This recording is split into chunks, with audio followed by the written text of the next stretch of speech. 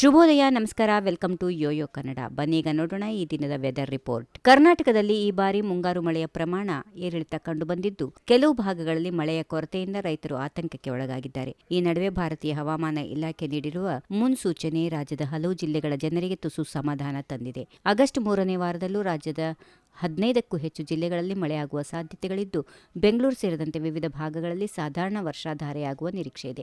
ಇನ್ನು ರಾಜಧಾನಿ ಬೆಂಗಳೂರಿನಲ್ಲಿ ಮುಂದಿನ ದಿನಗಳಲ್ಲಿ ಸಾಮಾನ್ಯವಾಗಿ ಮೋಡ ಕವಿದ ವಾತಾವರಣ ಮುಂದುವರಿಯುವ ಸಾಧ್ಯತೆ ಇದೆ. ಕೆಲವು ಕಡೆ ಹಗುರದಿಂದ ಸಾಧಾರಣ ಮಳೆಯಾಗುವ ನಿರೀಕ್ಷೆ ಇದ್ದು, ಬೆಂಗಳೂರು ನಗರ ಮತ್ತು ಬೆಂಗಳೂರು ಗ್ರಾಮಾಂತರ ಈ ಪ್ರದೇಶಗಳಲ್ಲೂ ಮಳೆಯ ಚಟುವಟಿಕೆ ಕಂಡುಬರಬಹುದು ಎಂದು ಹವಾಮಾನ ಇಲಾಖೆ ಮುನ್ಸೂಚನೆಯಲ್ಲಿ ತಿಳಿಸಿದೆ. ಕರಾವಳಿ ಕರ್ನಾಟಕದ ದಕ್ಷಿಣ ಕನ್ನಡ, ಉಡುಪಿ ಮತ್ತು ಉತ್ತರ ಕನ್ನಡ ಜಿಲ್ಲೆಗಳಲ್ಲಿ ಮಳೆಯ ಪ್ರಮಾಣ ಹೆಚ್ಚಾಗುವ ಸಾಧ್ಯತೆಗಳು ಇರುತ್ತವೆ. ಈ ಜಿಲ್ಲೆಗಳ ಹಲವು ಕಡೆ ನಿರಂತರ ಗಾಳಿಯೊಂದಿಗೆ ಸಾಧಾರಣ ಮಳೆ ಸುರಿಯುವ ನಿರೀಕ್ಷೆ ಇದ್ದು, ಕರಾವಳಿ ಭಾಗದ ಜನರು ಮುನ್ನೆಚ್ಚರಿಕೆ ವಹಿಸುವುದು ಅಗತ್ಯ.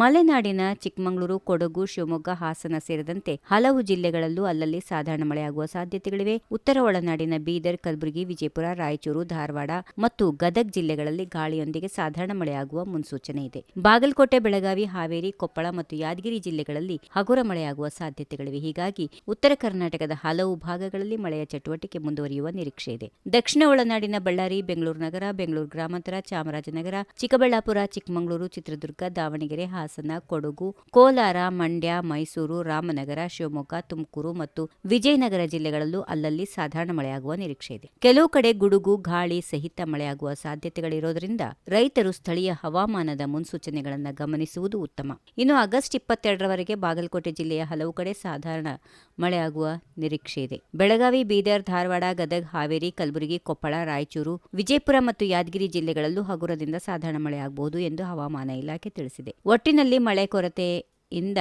ಆತಂಕದಲ್ಲಿ ಇರುವಂತಹ ರೈತರಿಗೆ ರಾಜ್ಯದ ಹಲವು ಜಿಲ್ಲೆಗಳಲ್ಲಿ ಮುಂದುವರಿಯಲಿರುವ ಮಳೆ ಚಟುವಟಿಕೆ ಸ್ವಲ್ಪ ಮಟ್ಟಿನ ಆಶಾಭಾವನೆಯನ್ನ ಮೂಡಿಸಿದೆ. ಮುಂದಿನ ದಿನಗಳಲ್ಲಿ ಮಳೆಯ ಪ್ರಮಾಣ ಮತ್ತು ವ್ಯಾಪ್ತಿ ಯಾವ ರೀತಿಯಾಗಿರಲಿದೆ ಎನ್ನುವುದರ ಮೇಲೆ ಕೃಷಿ ಚಟುವಟಿಕೆಗಳು ಹಾಗೂ ಜಲಾಶಯಗಳ ನೀರಿನ ಒಳಹರಿವಿನ ಪರಿಸ್ಥಿತಿ ಅವಲಂಬಿತವಾಗಿರುತ್ತದೆ. ಈ ವಿಡಿಯೋ ನಿಮಗೆ ಇಷ್ಟವಾದಲ್ಲಿ ಲೈಕ್ ಮಾಡಿ, ಶೇರ್ ಮಾಡಿ, ಸಬ್ಸ್ಕ್ರೈಬ್ ಮಾಡಿ.